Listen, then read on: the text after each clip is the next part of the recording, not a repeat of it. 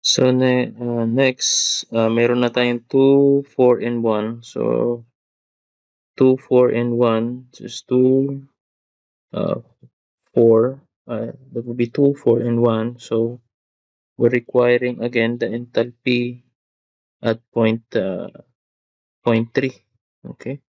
So for point 3, so that the temperature is 26.66. So we'll be using find out we'll be interpolating again 26.66 again by means of arrow technique. So let's try to find or interpolate yung value ng enthalpy at point 3. Okay, so again we're going to interpolate. So we have that will be 26.6, sorry, this is start with 20. So 20 minus my,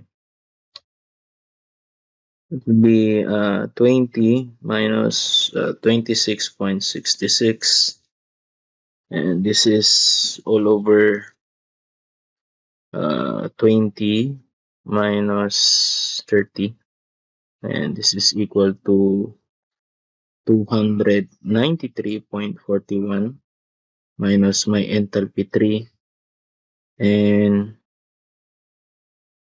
all over divided by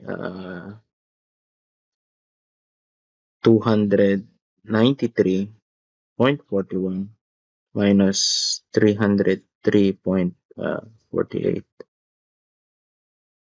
We have now, this one is 0.666. So that will be multiplied by 293.41 minus 303.48, and this is equate to 293.41 minus my enthalpy 3. So for my enthalpy 3, so that will be 293.41 minus 0.666 times 293.41 minus 303.48. Okay. So for the value, I have my enthalpy 3 is equal to, I have the value of 300.11. So that will be kilojoule per kilogram. So now that we have already have the values, lahat ng mga enthalpies from point 1, point 4, point 2, and point 3. So we may now able to substitute the values to the equation of the COP. So for my COP, so that will be equal yung enthalpy 1. So for my enthalpy 1, so that is 255.52 minus my enthalpy 4. So enthalpy 4 natin, that is 201.4. No? So that would be close parenthesis of my kilojoule per kilogram. Then this is all over. Tapos all over enthalpy 2, bali ng enthalpy 2, that would be 380.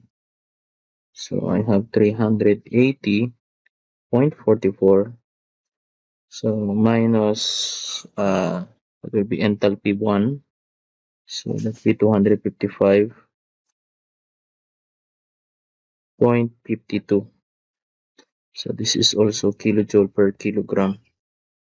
Then minus enthalpy 3.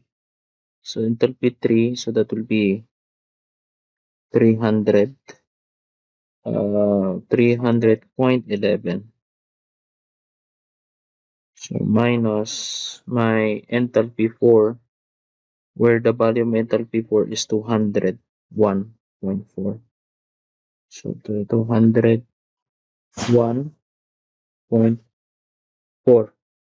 So this is also kilojoule per kilogram.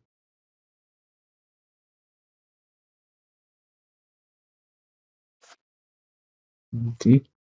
So cancel natin yung units dito, common. This one, this one, this one. So for the COP, we have the value of, so this is equal to 2.06. Okay, so kikita nyo, the COP is ang baba, no? So compare with the vapor compression cycle. So sometimes yung vapor compression cycle, yung range ng COP niya is ranging minsan 5 pataas, no? So comparing here with reverse Brayton cycle or reverse turning cycle, so ang COP is ang baba. Okay. So lastly, we have the questions. The rate of refrigerant for a mass flow rate of 0.045 kilogram per second. So for the load ng evaporator natin, so what will be the capacity ng evaporator? Again, so that will be the mass flow rate and times the change in enthalpy from 1 to 4. So we can use that one. So that will be 1 enthalpy 1 to enthalpy 4. Okay.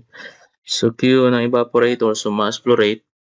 So we have 0.045. This is kilogram per second. Then multiply by value of enthalpy 1. So ang enthalpy 1 natin, that will be 255.52. So minus mo volume na enthalpy 4, which is 201.4 coming from here. So this is kilojoule per kilogram. So let's cancel yung common units dito. Okay. So Q ng evaporator natin is equal, that is equivalent to 2.4T4. No? So this is kilojoule per kilogram. Now, subukan naman natin using the MCP delta T if yung solution ay yung answer ng load ng evaporator will yield the same result, no? So let's try that one. So Q ng evaporator natin, so that will be also equal to the mass flow rate, then specific heat of the air times the change in temperature from 1 to 4, no? So that will be T sub 1 minus my T sub 4. Then we have your Q ng evaporator, mass flow rate natin. So that is equal to 0.045. So this is kilogram per second. And multiply by the specific heat of air, which is 1.0062. So this is kilojoule per kilogram times Kelvin. Kelvin, tama.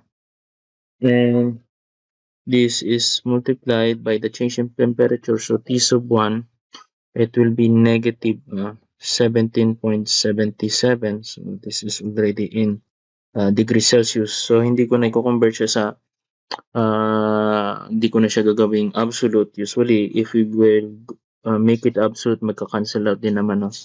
So this is minus negative T4. We have negative 71. So that is negative 71.34 degrees Celsius. Okay, close parenthesis. Now, pressing your calculator. So this is equal to 2.425. So this is kilojoule per second, or this is kilowatt. Okay, so comparing, we have 2.44. So usually ang difference na is only decimal lang when using this MCB. So overall, same pa rin yung result nila.